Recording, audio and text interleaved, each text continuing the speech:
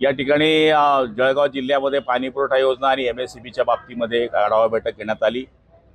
शेडगाव बॅरेजमध्ये जे पाणी साठवलेलं आहे ते पाणी तांत्रिकदृष्ट्या सोडलं पाहिजे याच्याकरता ती एक बैठक झाली। आणि त्याचबरोबर जळगाव जिल्ह्यामध्ये जे विविध विकास कामं चालू आहेत त्याची आढावा बैठक या ठिकाणी घेण्यात आली।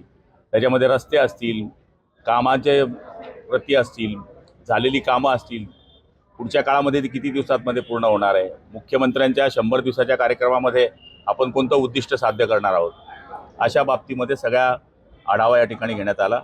आणि आपल्याला सांगायला आनंद वाटेल की येत्या 15 दिवसामध्ये 100 दिवसाचा कार्यक्रम आमचा पूर्ण होतो आहे आणि जळगाव जिल्हा त्याच्यामध्ये सहभागी होऊन महाराष्ट्राच्या लेवलला येईल असं चित्र या ठिकाणी आहे। भाऊ, तुम्ही मीटिंगमध्ये आमदारांना मार्च एंडिंगच्या आत आमदार निधी खर्च करायचे आदेश दिलेले आहे? नाही, आदेश नाही दिलेले आहे। मार्चच्या पहिले जर पैसे संपवले तर नवीन गल्ला येतो, त्यामुळे जुना गल्ला संपवा अशा आमदार मोदयांना विनंती करा असं DPOंना मी सूचना केलेली आहे।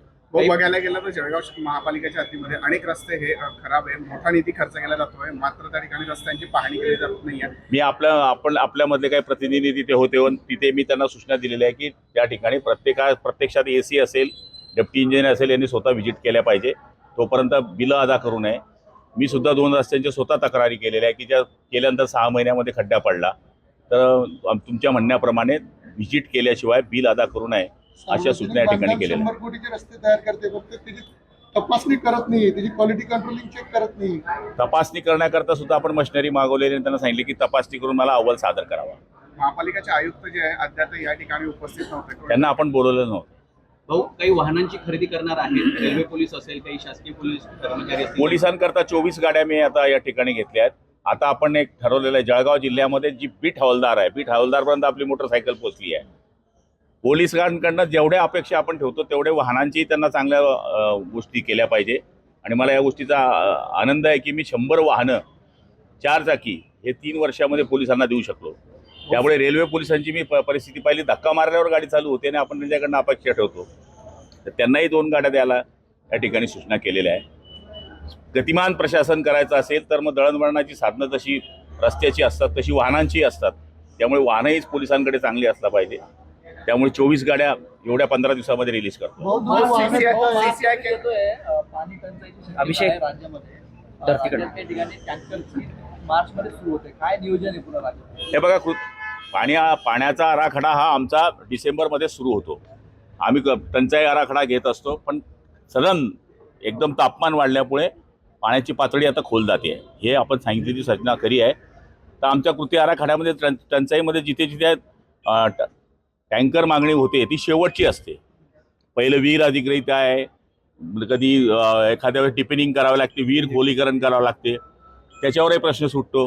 एखाद्या वेळेस TPSW करावं लागते, म्हणजे तात्पुरती पाईपलाईन करावी लागते।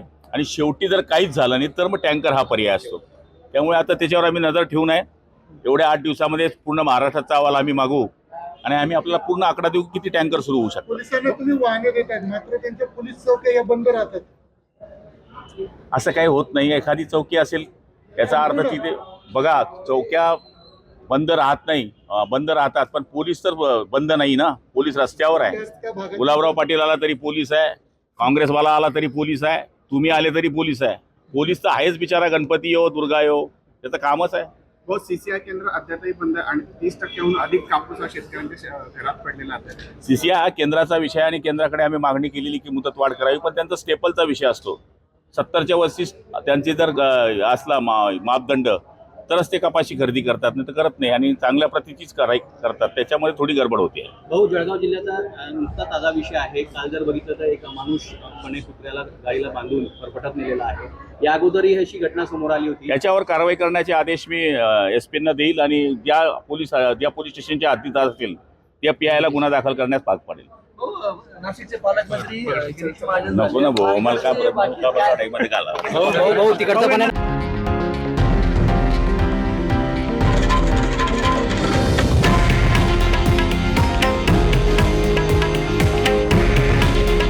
हे आहे देशातील नंबर 1 न्यूज नेटवर्क आणि आपण पाहत आहात TV9 मराठी।